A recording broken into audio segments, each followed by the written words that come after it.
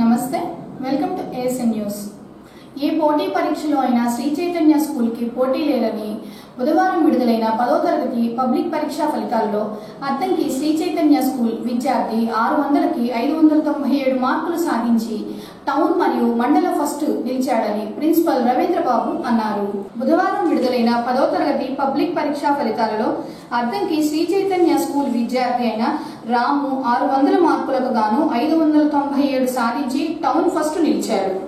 ఈ సందర్భంగా రామును school principal Ravindra, vice principal Anju, ఉపాధ్యాయులు కలిసి అభినందించారు. 2024-25 10వ తరగతి పరీక్షా ఫలితాలలో రాము 597 మార్కులు సాధించి చైతన్య సత్తా చాటారని విద్యార్థి ఫలితాల్లో వెనుక ఉన్న శ్రీ చైతన్య స్కూల్ యాజమాన్యం, ఉపాధ్యాయులకు అభినందనలు అన్నారు. దాదాపు 10 మందికి పైగా 590 మార్కులు రావడం జరిగిందన్నారు. తనకు 597 మార్కులు రావడానికి కారణం ఆయన ప్రిన్సిపల్ కి, ఉపాధ్యాయులకు ప్రత్యేకంగా కృతజ్ఞతలు తెలియజేశారు. ముందుగా శ్రీ చైతన్య యాజమాన్యానికి, అందులో చదివిన విద్యార్థులకి, విద్యార్థిని తల్లిదండ్రులకి కృతజ్ఞతలు తెలియజేస్తున్నాను. ఈరోజు రిలీజ్ చేసినటువంటి 10th క్లాస్ పరీక్షా ఫలితాల్లో టౌన్ ఫస్ట్ 597 గండు రాము, తర్వాత ఇద్దరు 594 శివబాలాజీ గణేష్ అండ్ సాయిశ్రీ, తర్వాత ఇంకొక ఇద్దరు 93 అస్మా సుహానా, లక్ష్మీ భార్గవి, తర్వాత 92 మోక్షశ్రీ, సాయి జశ్వంత్, తర్వాత 91 ఇంకొక ఇద్దరు, 90 ఈ రకంగా 90 అబో 11 మంది అత్యద్భుతమైన మార్కులు సాధించినందుకు మన స్టాఫ్ తరఫున, మన స్టాఫ్ కృషి చేసినందుకు చాలా ఆనందంగా ఉంది. అందరి కృషి బాగా జరిగిందని ఆశిస్తున్నాను. నా పేరు రాము. ఇవాళ ప్రకటించిన 10వ తరగతి ఫలితాల్లో నాకు 597 మార్కులు వచ్చాయి. దీనికి సహకరించిన శ్రీ చైతన్య యాజమాన్యానికి, మా గురువులందరికీ పేరు పేరున ధన్యవాదములు తెలియజేసుకుంటున్నాను. నాకు హృదయపూర్వక ధన్యవాదములు.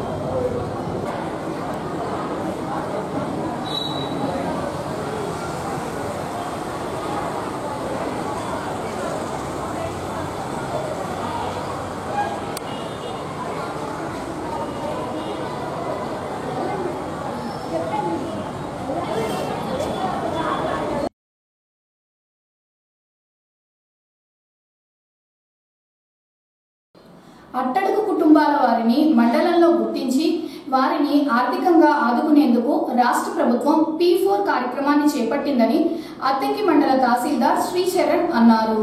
P4 పై బాపట్ల జిల్లా కలెక్టర్ వెంకటమురళి వీక్షణ సమావేశాన్ని ఏర్పాటు చేయగా అద్దంకి ఎంఆర్ఓ కార్యాలయంలో ఎంఆర్ఓ శ్రీచరణ్, ఎంపీడీఓ సింగయ్య, ఇతర శాఖల అధికారులు హాజరయ్యారు. బడుగు బలహీన వర్గాల వారిని అన్ని విధాలుగా ఆదుకునేందుకు ప్రభుత్వం P4 కార్యక్రమానికి శ్రీకారం చుట్టిందని, అద్దంకి మండలంలో అర్హులను గుర్తించారని, వివరాలు కలెక్టర్ కార్యాలయానికి పంపిస్తారని ఎంఆర్ఓ శ్రీచరణ్ చెప్పారు. 25% దారిద్ర్య రేఖకు దిగువ ఉన్న కుటుంబాలను బంగారు కుటుంబాల కింద విభజించి 5గురు చొప్పున ఎంపిక చేసుకుని ఉన్నత స్థాయి వారు వీరిని ఆదుకొని మంచి మార్గం చూపిస్తారని ఎంఆర్ఓ శ్రీచరణ్ తెలియజేశారు. ఈరోజు గౌరవ జిల్లా కలెక్టర్ గారు P4 సర్వేపై తహసీల్దార్ గారితో, ఎంపీడీఓ గారితో, ఏపీఎం గారితో, మండల స్థాయి అధికారులతో ఒక వీడియో కాన్ఫరెన్స్ నిర్వహించడం జరిగింది. ఇందులో ముఖ్య ఉద్దేశం ఏంటంటే, ఇటీవల కాలంలో జరిగిన P4 సర్వేలో 25% మంది దారిద్ర్య రేఖకు దిగువగా ఉండి ఉన్నారు. వారందరినీ బంగారు కుటుంబాల కింద విభజించి వారందరికీ మార్గదర్శకులు, ప్రతి 5గురికి ఒక మార్గదర్శిని ఎంచుకొని వాళ్ళకి వాళ్ళ అసమానతలు తొలగించడానికి, వాళ్ళ ద్వారా వాళ్ళ అవసరాలకి తీర్చడానికి ఈ కార్యక్రమాన్ని నిర్దేశించారు. ఈ కార్యక్రమంలో ఎవరైతే ఉన్నారో వాళ్ళు సమాజంలో కొద్దిగా ఉన్నత స్థితిలో ఉండి పక్కన వాళ్ళ వెల్ఫేర్ బాగోగులు చూడగలిగిన వాళ్ళు ఎవరైతే ఉన్నారో, ఇందులో ఎవరు ఎటువంటి బలవంతం లేదు. స్వచ్ఛందంగా ప్రభుత్వ ఉద్యోగులైనా, ప్రైవేటు ఉద్యోగులైనా, వ్యాపారులైనా, ఇంకే ఇతర కార్యకలాపాలు చేసేవాళ్ళైనా ఇందులో ముందుకు వచ్చి మేము ఎవరినైతే గుర్తిస్తామో 25% మందిని, వాళ్ళలో వారికి నచ్చిన కులాల వారి అవసరమైతే కులాల వారీగా పలానా కులాల వారికి నేను ఇవ్వడానికి ఇంట్రెస్ట్ అని ఎవరైతే ఉన్నారో వాళ్ళకి ఎవరికైనా కానీ వాళ్ళు తోచిన వారికి వాళ్ళు వాళ్ళకి తోచిన సాయం చేయవచ్చు.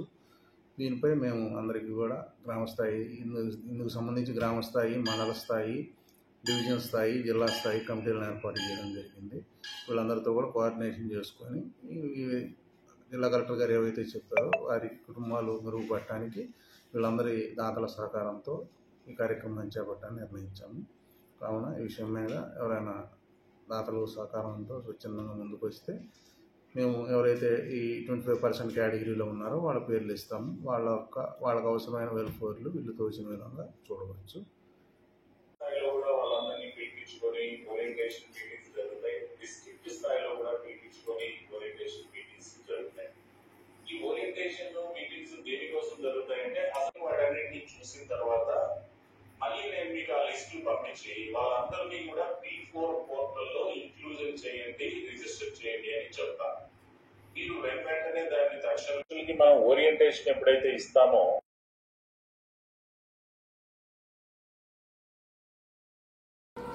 అద్దంకి పట్టణంలోని చైతన్య బద్రుల పాఠశాలలో బుధవారం బాచిన కృష్ణ చైతన్య జన్మదినోత్సవ వేడుకలు ఆయన అభిమానులు ఆధ్వర్యంలో నిర్వహించారు. ముందుగా కేక్ కట్ చేసి కృష్ణ చైతన్యకు జన్మదినోత్సవ శుభాకాంక్షలు తెలియజేశారు. అనంతరము విద్యార్థులకు పుస్తకాలు పంపిణీ చేసి అన్నదానం చేశారు. ఈ సందర్భంగా కృష్ణ చైతన్య అభిమానులు మాట్లాడుతూ బాచిన కృష్ణ చైతన్యకు అద్దంకి నియోజకవర్గం ప్రజల తరపున జన్మదినోత్సవ శుభాకాంక్షలు అని, కృష్ణ చైతన్య ఇలాంటి జన్మదినోత్సవ వేడుకలు మరెన్నో జరుపుకోవాలని రఘురామగుప్తా తెలియజేశారు. పార్టీలకు అతీతంగా చైతన్య జన్మదినోత్సవ వేడుకలు బద్రుల పాఠశాలలో నిర్వహిస్తున్నారని, కృష్ణ చైతన్యకు అద్దంకి నియోజకవర్గంలో ఉన్న ప్రజలతో మంచి సంబంధాలు ఉన్నాయని, చైతన్య ఆరోగ్యంగా ఉంటూ మరింత స్థాయికి చేరుకోవాలన్నారు. కృష్ణ చైతన్య జన్మదినోత్సవ వేడుకలు పార్టీలకు అతీతంగా నిర్వహించడం సంతోషంగా ఉందన్నారు. బాచిన కృష్ణ చైతన్య గారి పుట్టినరోజు సందర్భంగా ఆయన ఆధ్వర్యంలో గెలిచిన మేమందరం కూడా ఇక్కడికి వచ్చి ఈ కార్యక్రమం చేసుకోవడానికి మాకు ఎంతో సంతోషంగా ఉంది. అలాగే సార్ లేని లోటు మాకు కనపడుతుంది ఇక్కడ. కాబట్టి సార్ ఎప్పుడు ఇక్కడే ఉండి మా అందరితో ఉండి మమ్మల్ని ఆయన ముందుండి మమ్మల్ని అందరూ నడిపిస్తే బాగుంటుందని ఆశిస్తున్నాము. ఈరోజు మా అన్న బాచిన కృష్ణ చైతన్య పుట్టినరోజు సందర్భంగా ఈరోజు బద్రుల పాఠశాలలో అన్నదాన కార్యక్రమం జరుగుతుంది.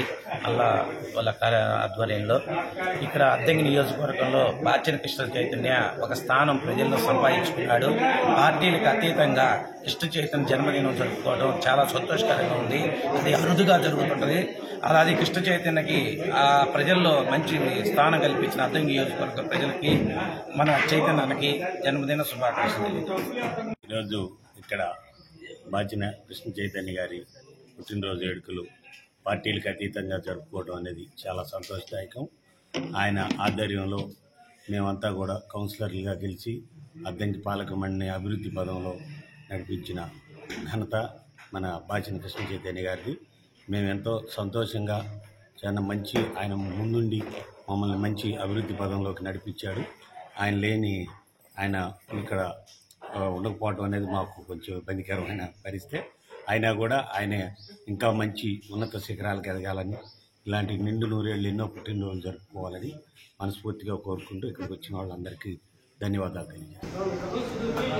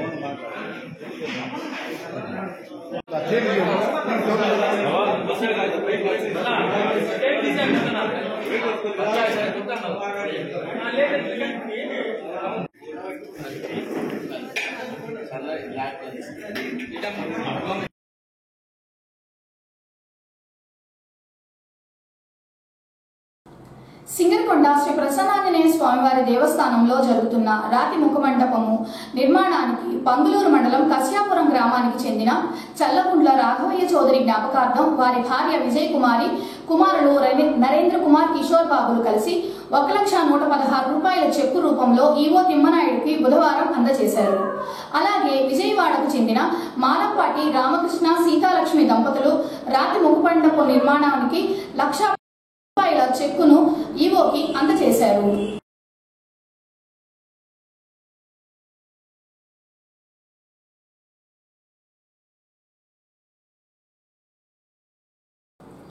బుధవారం విడుదలైన 10వ తరగతి పబ్లిక్ పరీక్షా ఫలితాలలో అద్దంకి మండలంలో ఉన్న ప్రభుత్వ జిల్లా పరిషత్ హై స్కూల్ విద్యార్థులు ప్రపంచన సృష్టించారు. అద్దంకి ప్రభుత్వ బాలికల పాఠశాల విద్యార్థి అయిన హర్షిని 600కి 593 మార్కులు సాధించింది. అలాగే అద్దంకి మండలం తిమ్మాయిపాలెం జిల్లా పరిషత్ హై స్కూల్ విద్యార్థి సాయి సూర్య తేజకి 600కి 590 మార్కులు మరియు 550 మార్కులకు పైగా అనేక మంది విద్యార్థులకు రాగా ఎంఈఓ బూదాటి సుధాకర్ విద్యార్థులను ఉపాధ్యాయులను అభినందించి స్వీట్లు తినిపించారు. అలాగే శ్రీ చైతన్య స్కూల్ విద్యార్థి రాముకి 600కి 597 మార్కులు రాగా చీరాల ఉప విద్యాశాఖ అధికారి గంగాధర్ అద్దంకి ఎంఆర్సీ కార్యాలయంలో అభినందించారు. ఈ ఏడాది ప్రభుత్వ హై స్కూల్లో చదివిన విద్యార్థులకు మంచి మార్కులు రావడం సంతోషంగా ఉందని, మే 19వ తేదీ నుంచి 28వ తేదీ వరకు సప్లిమెంటరీ పరీక్షలు నిర్వహిస్తారని డిప్యూటీ డిఈఓ గంగాధర్ తెలియజేశారు. ప్రభుత్వ ఉత్తర్వుల ప్రకారం ఈ నెల 24/4/2025 నుండి 11/6/2025 వరకు వేసవి సెలవు ఉంటుందనేది. ఈ సెలవుల్లో ఏ పాఠశాల కూడా తెరవరాదు. ప్రభుత్వ పాఠశాలలో తల్లిదండ్రులందరూ కూడా తమ విద్యార్థులందరూ కూడా ప్రభుత్వ పాఠశాల చేర్చవాలను, ప్రభుత్వం వారు ఇచ్చే పాఠ్య పుస్తకాలను, నోటు పుస్తకాలను, బ్యాగులను అది త్వరలో మన ఎంఆర్సీకి వస్తాయి. వచ్చిన వెంటనే ప్రతి పాఠశాల పంపిస్తాము. విద్యార్థులందరూ కూడా వేసవి సెలవుల్లో ఊరక కాలం వృధా చేయకుండా సబ్జెక్టులు నేర్చుకోవాలి. అదేవిధంగా ప్రభుత్వ పాఠశాలల్లో రాబోయే కాలంలో కూడా స్ట్రెంత్ పెంచాలి. దాదాపు ఇప్పటికీ ఒక 900 మందిని 3వ క్లాస్ నుంచి చేర్చాము. ఇక ఉపాధ్యాయులందరూ కూడా ప్రత్యేక డ్రైవ్ చేస్తూ ప్రభుత్వ పాఠశాలలో విద్యార్థులు చేరుస్తున్నారు.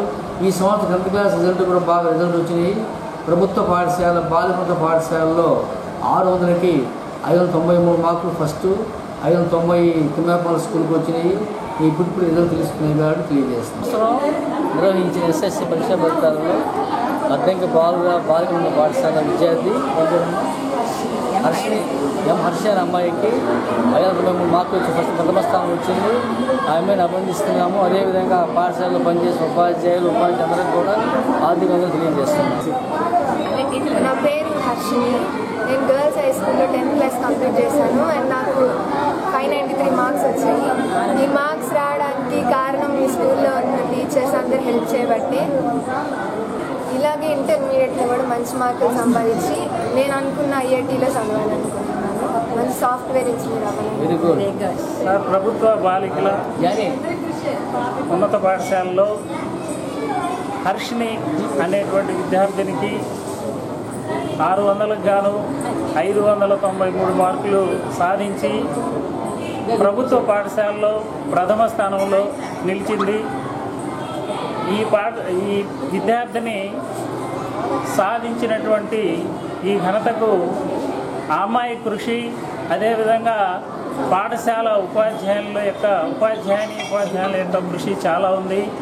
మరి ఈ భవిష్యత్తులో కూడా ఈ అమ్మాయి చక్కగా ఇంటర్మీడియట్లో కూడా మంచి మార్కులతో పాస్ అయ్యి ఉన్నత శిఖరాలను అధిరోహించాలని నేను కోరుకుంటున్నాను. దీనికి ప్రధాన కారణం ఏంటంటే పిల్లల యొక్క కృషి, ఉపాధ్యాయుల యొక్క కృషి అని నేను నమ్ముతున్నాను.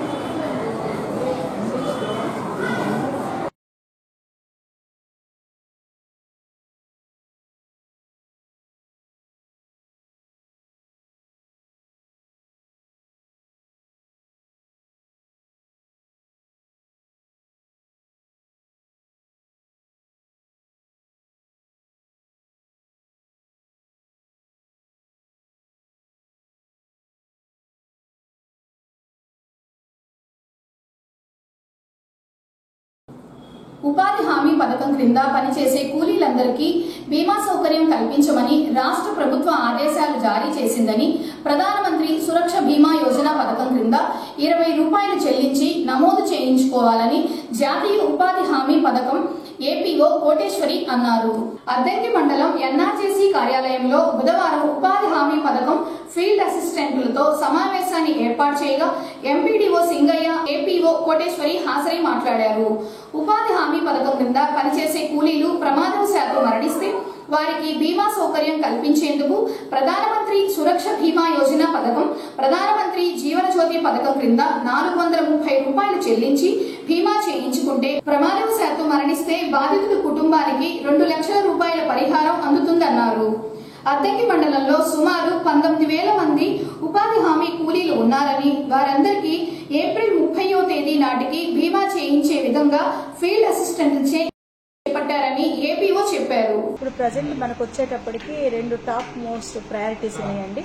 అది ఏంటంటే మన కూలీలు ఎవరైతే ఉన్నారో, ఉపాధి కూలీలు ఎవరైతే ఉన్నారో, ఉపాధి కూలీలకు సంబంధించి బీమా చేయమని చెప్పేసి వచ్చిందండి. దానిలో 2 రకాల బీమా ఉంది.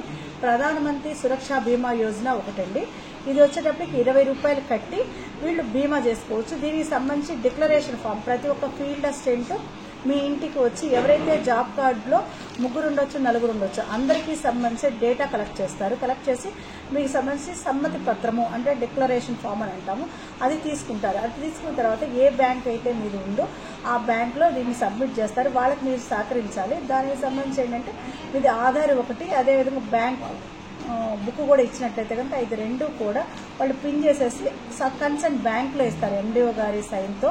దానివల్ల మీకు ఉపయోగం ఏంటంటే ఆ సంవత్సరంలో మనము ఏదైనా ప్రమాదవశాత్తు మనకి ఏదైనా మరణం కానీ లేదనంటే ఏదైనా అంగవైకల్యం కానీ సంభవించినట్లయితే కనుక మీకు 2 లక్షల రూపాయలు బీమా వాళ్ళ నుంచి, బీమా సంస్థ నుంచి, ఇన్సూరెన్స్ కంపెనీ నుంచి వస్తుంది.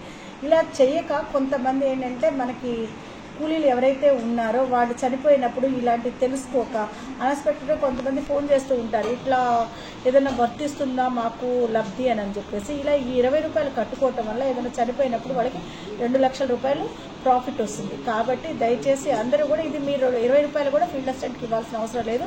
ఆ డిక్లరేషన్ ఫామ్లో సైన్ చేసి ఇచ్చినట్లయితే కనుక ఆ 20 రూపాయలు మీ అకౌంట్ నుంచి కట్ అవుతుంది.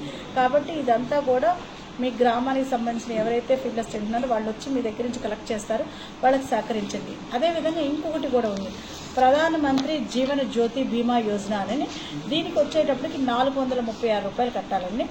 ఇది కూడా ప్రీమియం 3 సార్లుగా కూడా కట్టుకోవచ్చు, లేదు ఒకసారైనా కట్టుకోవచ్చు. ఇది కట్టుకోవడం వల్ల కూడా మీకు 2 లక్షల రూపాయలు బెనిఫిట్ వస్తుంది.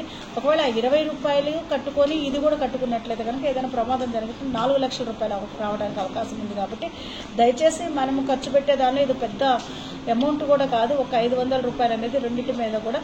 కాబట్టి అందరూ కూడా ఈ బీమాని కట్టవలసిందిగా తెలియజేస్తున్నాను. ఇది ఎందుకంటే కమిషనర్ ఆఫీస్ నుంచి మన పైనుంచి కూడా అందరూ కూడా దీన్ని ప్రతి ఒక్క బెనిఫిషరీ అంటే ప్రతి ఒక్క వేసీకరు ఎవరైతే కూలీ ఉన్నారో ఉపాధి కూలీ అందరికీ కంపల్సరీ చేయాలని చెప్పారు. మన మండలంలో వచ్చే 19,000 మంది కూలీలు ఉన్నారు, అందరి చేత ఇది చేయించబడుతుంది. ఇది వచ్చేటప్పటికి ఏప్రిల్ 30వ తారీఖుతో కంప్లీట్ అయ్యి మే 1వ తారీఖు కార్మికుల దినోత్సవం రోజున వీటిని బ్యాంకులకు సబ్మిట్ చేయమన్నారు. కాబట్టి ఇది బ్యాంక్ సబ్మిట్ చేయడం జరుగుతుంది. కాబట్టి ఈ సదవకాశాన్ని అందరూ ఉపయోగించుకోవాల్సిందిగా తెలియజేస్తున్నాను.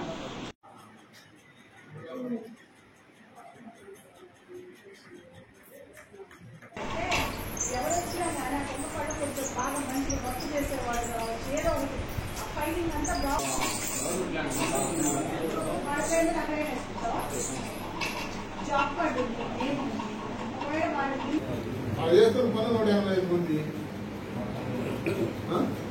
190 మంది రిపోర్ట్ చేయడానికి ఎంత కావాలి మీకు? ఎన్ని వర్కులు ఉన్నాయి?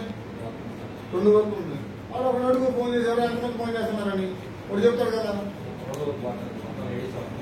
లేడీస్ లెక్క రావాలంటే తీసుకురావా, 1, 2, 3 ఒక్కరు కూడా ఏసీ న్యూస్ ఇంతటితో సమాప్తం. నమస్కారం.